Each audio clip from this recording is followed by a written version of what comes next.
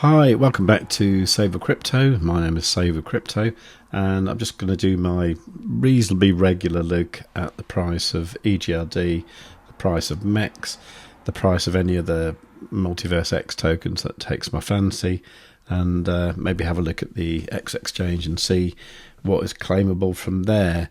So first of all, looking at EGLD, you can see here that since we last looked at it, the price has actually had another all-time low. So last time we were down to 98.96% down from the all-time high.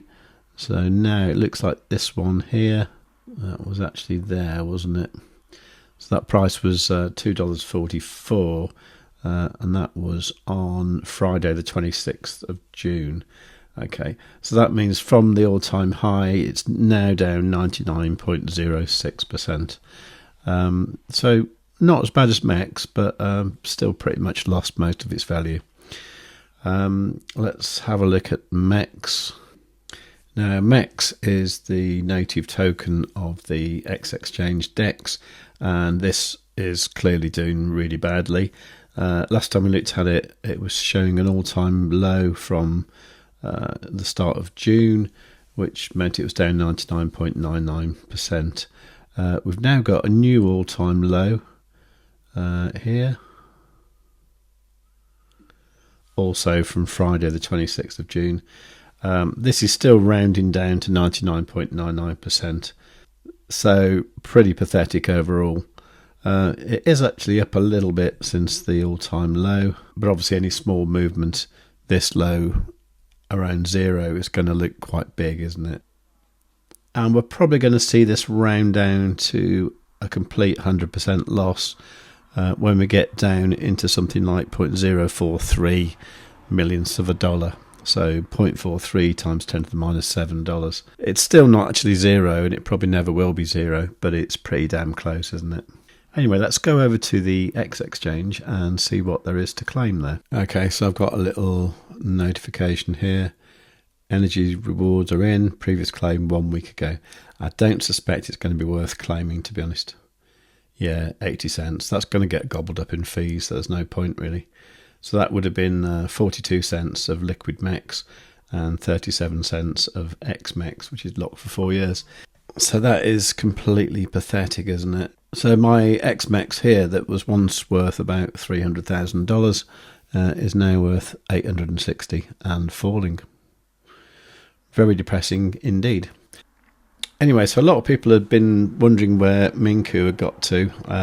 His last post was before the other day, was actually May the 15th. And then he did one here on June the 29th.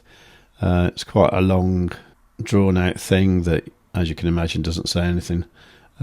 It basically says that something might happen on the 10th of September, Supernova.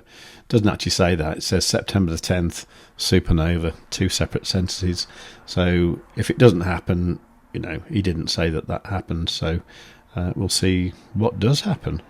I think it's probably worth asking Grok when he first mentioned Supernova. Okay, well, Grok quite rightly corrected me on my spelling.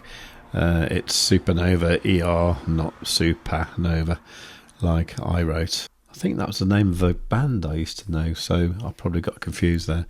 Okay, so it says Benjamin Minku first publicly mentioned Supernova around mid-April 2025.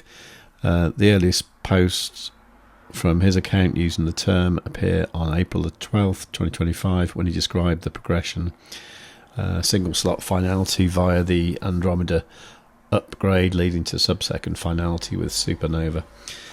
He framed it as a major reimagining of scalability, speed and UX built on sharding. He continued referencing it regularly after that from April to August 2025, tying it to milestones like Andromeda and Barnard upgrades, progress updates, and its role as the biggest leap since the original Elrond's genesis.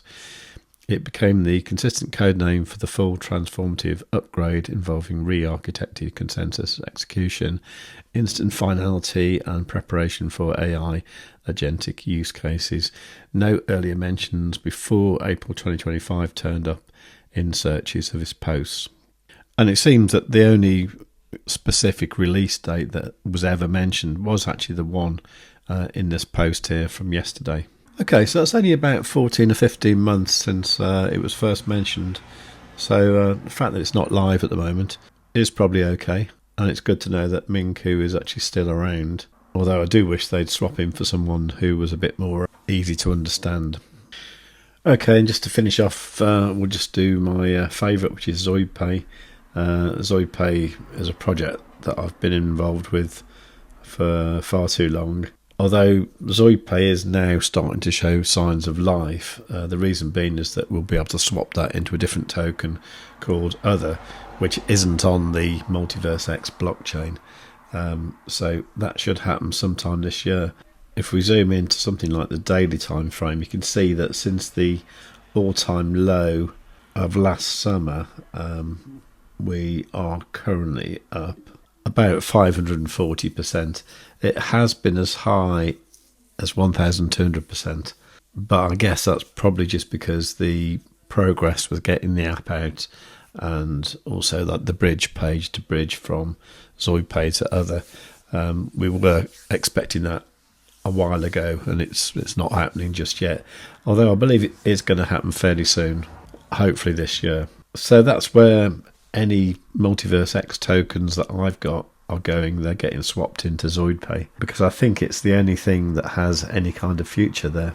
Now I know I'm going to get comments down below saying you're a clown, you're an idiot, you've changed your tune, all that kind of thing. But honestly, I just love to hear your opinions. So please do tell me why you think I might be wrong. But I honestly believe the MultiversX ecosystem is dead, and it will remain dead unless people start using it. And I just can't see where those people are going to come from. Let me know what you think in the comments down below. While you're down there, make sure you are subscribed and you've got the notifications set to all. And above all, tell your friends. Please note that this content is for educational and entertainment purposes only and is not financial advice. Any information or opinions provided are not guaranteed to be accurate or complete. Always conduct your own research before making any financial decisions. A full legal disclaimer is in the description of each video and live stream.